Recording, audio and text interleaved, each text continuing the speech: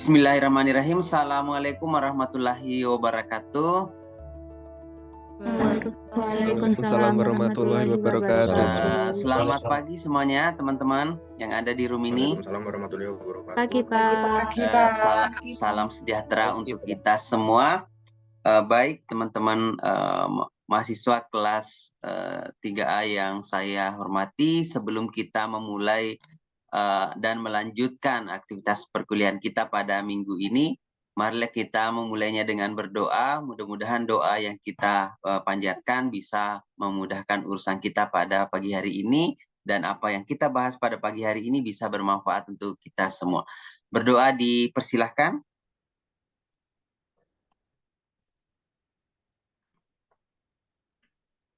Terima kasih.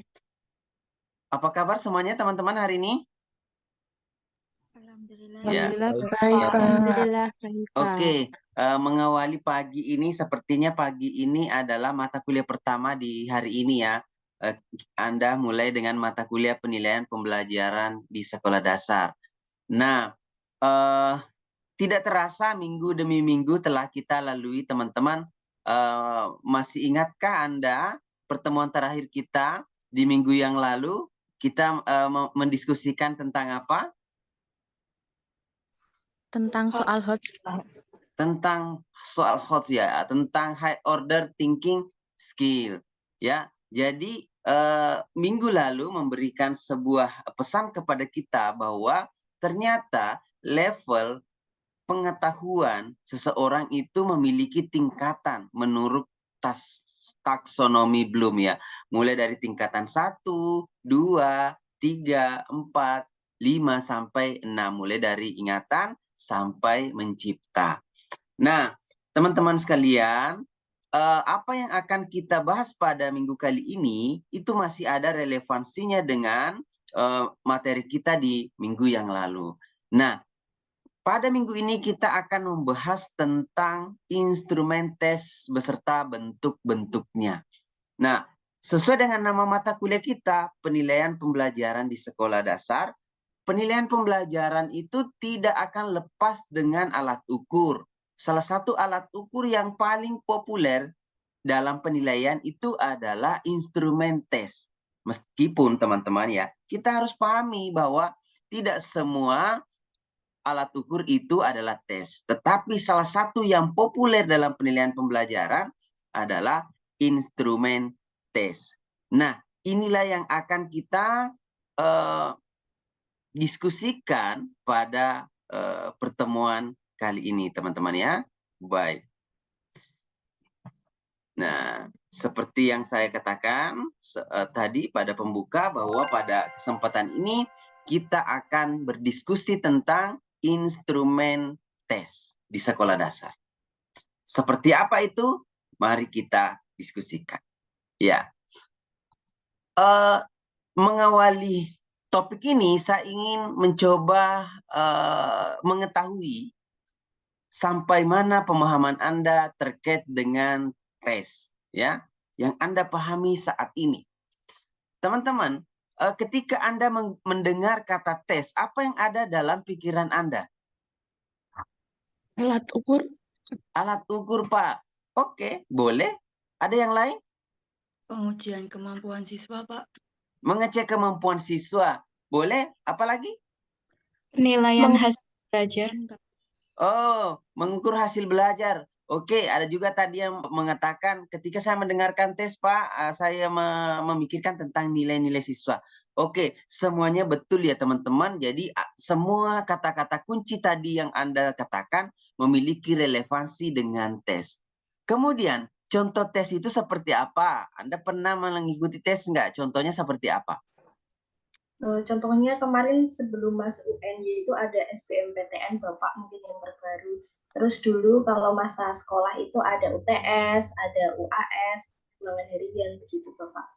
Oke, terima kasih. Nah, contohnya tadi katanya pada saat masuk perguruan tinggi kami dites, Pak. Pada saat dulu sekolah ujian tengah semester dites, Pak. Pada saat ujian akhir semester dites, Pak. Oke, bagus. Memang seperti itu salah satunya. Nah, kira-kira menurut Anda, kalau kita kaitkan dengan materi minggu lalu, tes itu sebenarnya mengukur domain apa? Domain Kognitif, Pak. Domain kognitif, Pak. Oke, berarti tes itu seperti kaitannya dengan minggu lalu, ternyata tes itu mengukur domain kognitif. Makanya jangan lupa bahwa salah satu alat ukur untuk mengukur kognitif peserta atau siswa, maka salah satu yang bisa digunakan adalah tes. Meskipun itu bukan satu-satunya, tapi ini teman-teman sangat populer dalam praktik penilaian pembelajaran di sekolah dasar, yaitu instrumen tes. Nah, teman-teman, mungkin teman-teman sudah membaca literatur yang ada ya. Jadi di sini pun juga sebenarnya saya menawarkan, Pak Herwin menawarkan buku Pak Herwin nanti untuk dibaca ya, yang berjudul analisis tes dengan tab ya. Nanti Anda bisa download di profilnya Pak Herwin seperti ini ya. Ini Pak Herwin di tahun 2021 lengkap di sana ya tentang konsep tes ya. Ya, Anda bisa melihat screen saya ya. Bisa, Bapak. Bisa, Pak. Ini nanti Anda bisa download di profil Pak Herwin di UNY ya, di profil UNY, dan kalau misalnya sulit mendownload di sana nanti bisa saya kirimkan di room kita. Nah, di sini lengkap dibahas tentang instrumen tes ya. Jadi buku ini Pak Herwin tulis di tahun 2021 untuk melengkapi referensi kita pada mata kuliah penilaian pembelajaran di sekolah dasar. Di sana lengkap bentuk-bentuk tes dan lain-lain sebagainya. Ya, silahkan nanti di download. Pada kesempatan kali ini kita sudah mendiskusikan tadi tentang bagaimana akhirnya kita sepakat bahwa tes itu mengukur kognitif, teman-teman. Ya, benar. Dia mengukur kognitif. Nah, tentu dalam pelaksanaannya, dalam implementasinya di dalam kelas, kita harus memahami bentuk-bentuk apa saja yang bisa kita lakukan dalam menerapkan tes. Kalau kita merujuk pada literatur-literatur yang pernah kita baca beberapa minggu yang lalu, teman-teman pasti akan ketemu nanti satu garis besar yang mengatakan bahwa ada dua bentuk tes. Ya, teman-teman ya. Pertama itu adalah bentuk objektif. Bentuk objektif itu seperti apa? Pilihan Seperti ganda. pilihan ganda, Pak. Iya, seperti pilihan ganda. Ini ada di slide ya, isian singkat, menjodohkan. Dikatakan objektif karena ya skornya objektif ya. Kalau salah 0, benar 1. Artinya pemeriksaannya objektif gitu ya. Hampir siapapun yang memeriksanya hasilnya akan relatif sama ya, karena lebih objektif dalam penskorannya. Tetapi teman-teman tidak hanya itu, ada juga bentuk subjektif seperti soal uraian.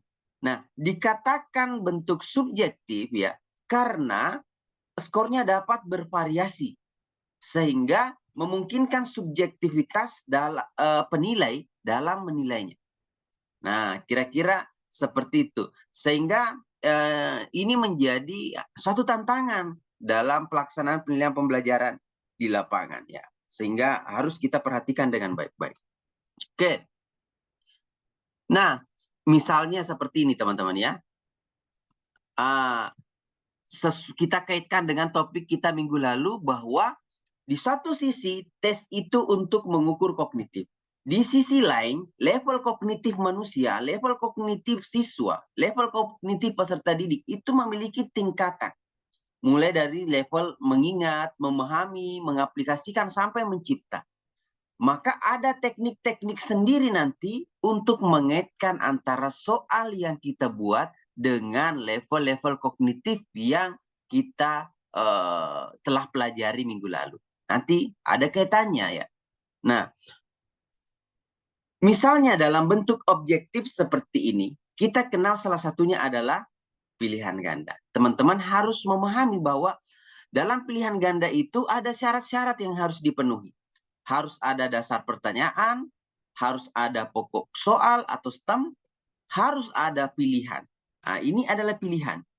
Pilihan ini syaratnya adalah hanya satu kunci jawaban, dan yang lainnya adalah apa? Selain kunci jawaban dalam pilihan, yang lainnya adalah Pengecoh, Bapak. Pengecoh, Pak. Ya, yang lainnya adalah pengecoh. Tetapi teman-teman, pengecoh bukan sembarang pengecoh. Pengecoh ini harus memiliki relevansi dengan kunci jawaban. Jangan terlalu jauh dari kunci jawaban. Itu di pilihan ganda. Nah, bentuk objektif lainnya ada isian ya. Tinggal kita berikan stimulus, kemudian kita hilangkan satu kata kunci yang hilang dalam kalimat itu, kemudian itulah yang akan diisi oleh siswa, dan lebih objektif nanti akan kita nilai apakah jawabannya benar, skor 1, jawabannya salah, skor 0. Nah, kira-kira seperti itu. Lebih simpel. Atau bentuk lain, misalnya bentuk benar salah ya. Bentuk benar salah membutuhkan modal satu pernyataan. Pernyataan yang kita berikan kepada siswa, nanti siswa akan memberikan respon hanya 2, benar atau salah, hanya itu. Jadi peluang siswa menjawab benar itu 50%, peluang siswa menjawab salah itu juga 50%, karena hanya benar atau salah, dan seterusnya. Teman-teman, mungkin juga teman-teman pernah melihat dalam kunjungan Anda observasi di sekolah dasar ada bentuk objektif menjodohkan, di mana syaratnya di sini harus ada 2 sisi. Ada 2 sisi yang akan kita jodohkan. Kita tinggal menjodohkan apakah informasi ini relevan dengan informasi lainnya, ya nanti teman-teman atau peserta didik akan menjodohkan informasi itu sesuai dengan materi yang dipelajari untuk menemukan jawaban yang tepat. Begitulah bentuknya untuk tes objektif. Nah, sesuai dengan slide sebelumnya, maka bukan hanya objektif dalam tes ya teman-teman, ada juga bentuk subjektif yang berupa soal uraian. Nah, soal uraian ini teman-teman, ini memberikan kesempatan kepada siswa untuk mengorganisasikan gagasannya lebih terbuka. Ya, tidak seperti pilihan ganda yang terikat dengan pilihan-pilihan jawaban untuk uraian, lebih bebas menguraikan. Nah, cuma tadi kelemahannya adalah sulit untuk diskor ya dan lebih bisa dicampur tangani oleh subjektif penilainya. Nah, kira-kira seperti itu teman-teman ya. Saat ini mari kita berdiskusi tentang suatu topik tertentu.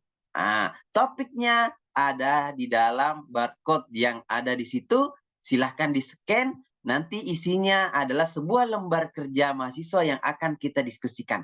Tetapi sebelum teman-teman download, saya bocorkan sedikit tentang isi dari lembar kerja mahasiswa ini tentang bentuk objektif dan subjektif. Kita akan mencoba mengidentifikasi karakteristik bentuk tes subjektif dan objektif ditinjau dari kelemahan dan keunggulannya masing-masing. Dari nomor 1, Ya, dari nomor 1 itu kemudahan dalam proses pengembangan menurut kalian objektif atau subjektif ya? Kalau menurutku itu lebih ke subjektif nggak sih? Soalnya kan kalau kita biar siswanya bisa mengembangkan gagasannya itu subjektif kayaknya ya. iya aku Ya juga sih, aku lebih setuju. ke subjektif. Lebih ke subjektif Oh ya, juga. berarti ini yang subjektif ya. Oke, terus lanjut nomor 2, reliabilitas. Reliabilitas itu, Ke konsistensi bukan sih? oh iya, konsistensi. Kalau dalam soal itu ya, menurut kalian Iya. objektif atau subjektif, teman? Lebih ke objektif enggak ke sih, objektif. teman-teman? Iya, oh iya, berarti yang objektif ya, kalau karena lebih konsisten gitu ya kalau. Bener. Iya, kalau aku nanggepnya konsisten itu maksudnya kayak diperiksa kapan aja itu jawabannya tetap sama kayak gitu loh. Oh iya, Jadi benar. konsisten jawabannya. Oh begitu, oke. Berarti lebih ke objektif ya. Iya. Iya. Lanjut nomor 3. Iya, lebih ke Iya, yang lebih ke subjektif. Iya. Berarti nomor 5, ketepatan digunakan untuk mengukur peserta skala besar. Berarti kalau di tes objektif lebih apa ya? Lebih mudah objektif ya Mbak, kalau skalanya besar kan Berarti pengukur atau gurunya itu akan lebih dipermudah gitu, nggak lebih capek karena jawabannya kuncinya cuma 1. oke, berarti ini kelebihan ya. Ya. Berarti ini kelemahan subjektifnya ya. Ini lanjut. Ya, benar. Menurutku juga ya. Ini masuk di yang kelebihannya tes objektif. Jadi minta isi langsung aja ya teman-teman. Ya, lanjut nomor 4 tentang potensi untuk mengukur HOT. Menurut teman-teman ini masuk kelebihan yang mana dan kekurangan tes yang mana? Kalau Menurutku kalau ya, mengukur HOT itu kelebihan tes subjektif karena kan nanti siswanya itu bisa mengembangkan jawabannya seperti itu. ya aku setuju sih sama pendapatnya Mbak Faiza. Kalau teman-teman yang lain mungkin ada saran. Setuju. Setuju. Alasannya sama kayak Mbak Faizah tadi. Oke, lanjut nomor 5 tentang ketepatan digunakan untuk mengukur peserta skala besar. Menurutku ini termasuk ke dalam kelebihan tes objektif. Nah, kalau menurut teman-teman mungkin ada pendapat yang berbeda. Menurut saya juga keunggulan di tes objektif. Soalnya kan kayak misalkan UTBK kemarin tuh kan pesertanya itu puluhan ribu. Nggak mungkin kalau pakai soal uraian gitu. Ya, benar. Oke, yang terakhir nih teman-teman, nomor 6 tentang keleluasaan peserta menuangkan gagasan. Menurut teman-teman ini masuk kelebihan dan kekurangan tes yang mana? Kalau menurutku ini termasuk kelebihan tes subjektif. Kan tadi tes subjektif juga bisa mengukur potensi untuk mengukur HOT-nya. Di sini kan juga kita bebas untuk menjawab dan menuangkan gagasan kita. Oke. Berarti ini termasuk kelebihan yang subjektif ya. Iya. Alhamdulillah sudah selesai. Baik, silahkan kembali ke room utama teman-teman ya. Nah, beberapa saat yang lalu teman-teman semuanya sudah melakukan diskusi terkait dengan lembar kerja mahasiswa yang telah kita kerjakan tadi terkait dengan tes objektif dan tes subjektif. Nah, pada saat ini kita akan mencoba membahas hasil diskusi ya. Kita akan mencoba membahas hasil diskusi yang telah kita diskusikan pada saat sesi pengelompokan tadi sebanyak 4 kelompok dalam breakout room. Nah, kita akan kembali ke pembahasannya. Kita tadi membahas ini teman-teman ya. Kita membahas tes objektif dan subjektif. Mulai dari pertama, kemudahan dalam proses pengembangan. Saya ingin meminta pendapat kelompok 1. Apa yang Anda temukan dalam kemudahan dalam proses pengembangan? Mana yang lebih bagus? Lebih ke yang subjektif, Bapak. Lebih yang ke subjektif. Bagaimana? Kelompok 3 sepakat nggak dengan kelompok 1? Sepakat, Bapak. Alasannya apa? Kenapa kok subjektif lebih mudah dalam proses pengembangannya? Karena pada tes subjektif, jawaban dari peserta didik dapat beragam. Kunci jawabannya tidak hanya satu, sehingga kemampuan berpikir dari peserta didik bisa dikembangkan juga, Bapak. Oke. Baik, jadi ditinjau dari kemudahan ya subjektif lebih mudah dikembangkan ya karena dalam subjektif itu tidak membutuhkan pilihan jawaban seperti pilihan ganda yang harus kita pikirkan pengecohnya. Ditinjau dari aspek reliabilitas. Kelompok 4, reliabilitas itu apa sih? Konsisten, Bapak. Ditinjau dari sisi konsistensi itu lebih bagusan yang mana kira-kira? Lebih ke tes objektif. Lebih tes ke objektif. Kelompok 3 sepakat nggak atau nggak sepakat dengan kelompok 4 tadi? Iya, sepakat. Sepakat ya. Karena dalam objektif itu ya namanya saja skornya objektif ya. Kalau salah ya 1-0, benar ya 1. Asalkan kunci jawabannya bisa dipahami dengan baik, tepat ya gitu, siapapun yang memeriksanya pasti konsisten. Ditinjau dari kemudahan memeriksanya, lebih mudah diperiksa yang mana teman-teman? Tes objektif, Bapak. Tes objektif ya, tes objektif ya, jelas ya, karena tinggal kita periksa bahwa kan perkembangan teknologi sudah ada mesin untuk memeriksanya secara cepat. Potensi mengukur high order thinking skill, lebih unggul mana? Kelompok 1? Subjektif, Bapak. Subjektif ya. Kira-kira alasannya kenapa? Kelompok 3? Ya karena jawaban siswa ini bisa lebih beragam, jadi siswa bisa menuangkannya lebih lanjut dan guru itu bisa membuat soalnya itu juga lebih mengukur tingkatnya siswa itu lebih tinggi.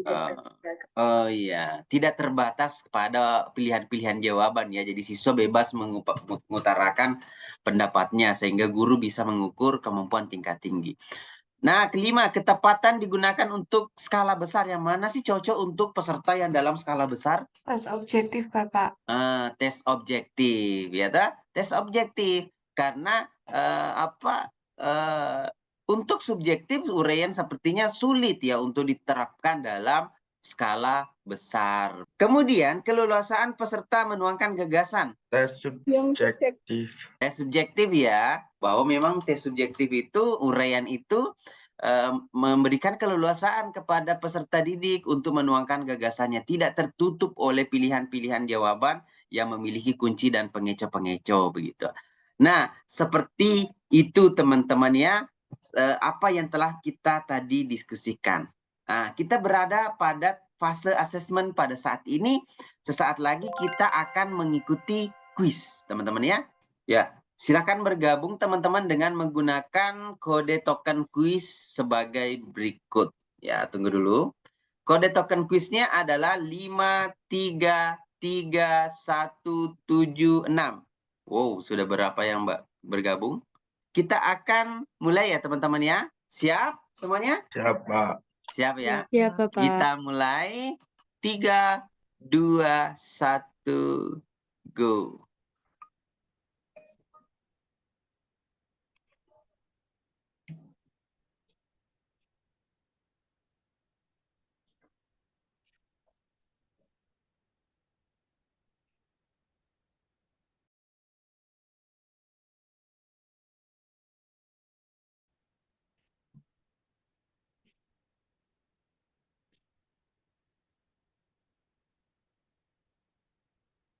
Oke, selamat ya kepada teman-teman yang bisa mencapai peringkat tertinggi ya. Jadi yang paling pada dasarnya semua umumnya bisa menjawab dengan benar ya teman-teman ya.